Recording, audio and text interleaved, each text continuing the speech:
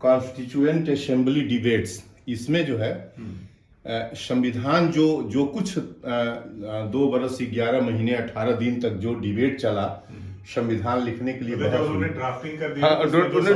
नहीं, जो यहीं से चालू हुआ, लोग मेंबर्स सवाल करते थे कि इस पर क्या होगा, इस पर कैसे बनेगा, इस पर क्या होना चाहिए, तो सब पर जवाब केवल अम्बेडकर के पास था और किसी के पास नहीं था। इतनी बड़ी शख्सियत थे कि जो नहीं जानता है वो कहता है कि क्या कॉन्स्टिट्यूशन केवल अम्बेडकर ने ही बनाया था। अब एक सवाल ऐसा, लेकिन एक्चुअली केवल उन्हीं के पास क्षमता थी लेकिन सबका सहयोग था, सभी लोग सवाल कर रहे थे कि विधायिका पर, कार्यपालिका पर, सब पर सवाल, इकोनॉमी पर, तो ये फंडामेंटल राइट ड्यूटीज के ऊपर, प्रिम्बल ऑफ कॉन्स्टिट्यूशन के ऊपर, तो ये जो जितना इसी में है सब बहस इसमें हुई। ये सूचना प्रसारण मंत्रालय की पुस्तक है और 11,000 पन्ने की है, 5 वॉल्यूम में है। ये कहीं मिलती है, आमतौर पर लाइब्रेरी में नहीं मिलती, पार्लियामेंट की लाइब्रेरी में या बड़ी बड़ी सेंट्रल यूनिवर्सिटीज की लाइब्रेरी में, तो ये इसी में है। और इसी का कंसाइज रूप जो है आप देखेंगे कि यहाँ, और ये देखिए, ये देखिए लाहौर में भगत सिंह, सुखदेव, राजगुरु, उधर लाहौर केस के वो तीनों जो फांसी लाहौर जेल में दी गई। और यहाँ देखिए कि पंडित राम प्रसाद बिस्मिल, अशफाकुल्ला खां, रोशन सिंह को देखिए जो नैनी जेल में जिनको फांसी दी गई। ये राजेंद्र लाहिड़ी हैं गोंडा जेल में, इनको फैजाबाद जेल में दी गई अशफाकुल्ला खां को।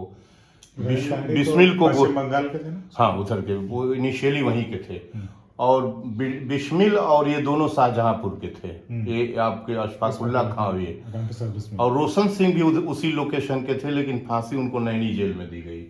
ये लेनिन की तस्वीर है, इधर मार्क्स की तस्वीर है, लेनिन की है, और मेरी तस्वीर ये है। अभी प्रोसेसन जा रहा है, दिल्ली यूनिवर्सिटी की पीएचडी जब अवार्ड हो रही थी, तो ये वाइस प्रेसिडेंट उस समय वेंकैया नायडू थे, तो उनसे मिली थी मेरी डिग्री। अच्छा, ये असली नकली संविधान का क्या है लॉजिक? नहीं, ये तो इस तरह से इतना जल्दी हम नहीं बोल, कैसी नकली संविधान? लोग कहते हैं कि जो असली संविधान है उसको भारतीय जनता पार्टी पढ़ती ही नहीं है, अपने बनाए हुए संविधान पे काम करती है। इसके पीछे नहीं, ये इस तरह का कैजुअल सवाल और इस तरह का उत्तर देना, नकली कोई वो संविधान नकली उसको कहेंगे? ऐसा है क्या, मतलब कि? बिल्कुल नहीं है, बिल्कुल नहीं है। संविधान जरूरत के अनुसार, उसमें बहुत सारे जो संविधान के पार्ट्स हैं वो विभिन्न देशों से लिए गए हैं, ठीक है ना, लेकिन इसका मतलब ये नहीं है कि वो नकली है।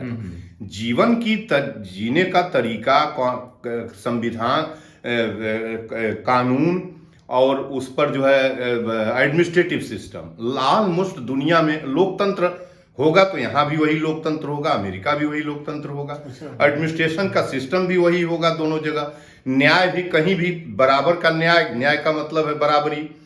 तो वो बारोड तो बहुत सारे सेक्शन है संविधान के जो बारो किया गया, ठीक है ना, आप समझ रहे हैं मेरी बात? लेकिन ये मतलब नहीं कि वो नकली है और असली है। ये तो बिल्कुल भारत का जो संविधान है वो ऐसा संविधान है, जीवंत संविधान है, जीवित दस्तावेज कहा जाता है उसको, जिसकी प्रत्येक पंक्तियों में केवल मनुष्यता, जीवन की रक्षा, मानवता और इंसानियत की रक्षा, इंटीग्रिटी, यूनिटी, सॉवरेनिटी, फ्रेटर्निटी, इसी की रक्षा की प्रत्येक पंक्तियों में इसकी हिफाजत की बात की गई है। और दुनिया का दुर्लभ ग्रंथ है, और वो न तब्दील हो सकता। अभी जो एक बाहर देख रहे हैं कि संविधान किसी की हिमाकत नहीं है संविधान बदलने की इस भारत की जमीन पर। कोई कुछ भी नहीं करेगा, वो मिट जाएगा, बदलने वाला टूट जाएगा, खत्म हो जाएगा। अच्छा, संशोधन उसमें हो सकता है क्या? बिल्कुल संशोधन होता है, तो प्रावधान किया गया है संविधान में संशोधन का। बिल्कुल संशोधन हो सकता है, होता ही है संविधान संशोधन। लेकिन संविधान बदल देंगे, आपकी हिमाकत है संविधान बदल देंगे? संविधान सड़क पर रह के बदल देंगे? वो संविधान न जाने की कितनी कुर्बानी और कितनी मशक्कत के बाद मिली है। अच्छा, ये किसान क्रांति एमएसपी जी अभी जो दिल्ली में चल रहा है उस पर जी ये मेरा विजन है। ये आटा, चावल, गेहूं, दाल, तेल, चीनी, दवा, हवा, पानी पर दुनिया का कोई अनाज खाने वाला व्यक्ति टैक्स नहीं लगा सकता। ये भारत की वित्त मंत्री लगाई हुई हैं, इनको नष्ट खत्म करना पड़ेगा, लग ही नहीं सकता। ये आर्टिकल 21 की हत्या है। निजी गाड़ियों पर टोल टैक्स क्यों लेते हो? निजी गाड़ी पर टोल टैक्स क्यों लिया जाता है? वो कहीं भी आने जाने के एक बहुत बड़ा प्रश्न आपने किया। जब हम लोग गाड़ी लेते हैं तो उस वक्त भी रोड जी टैक्स जमा वन करते टाइम हैं। रोड टैक्स जमा होता है, फिर ये टोल एक्साइज ड्यूटी जमा होती है, उत्पादन शुल्क जमा होता है, रोड टैक्स जमा होता है, तेल भराने जाते हैं 52 रुपए का पेट्रोल जो है 100 रुपए में बेचते हैं, तो चमड़ी न उधेड़ लीजिए आप सीधे सीधे। ये सब क्या कर रहे हैं? शुद्ध रूप से डाका है, शुद्ध रूप से आर्बिट्रेरी रूलिंग चल रही है, कोई मतलब नहीं है मनुष्यता से। जितना मतलब हो टैक्स लगा लीजिए, जो मतलब हो आप उसका दोहन कर लीजिए, ये है बस।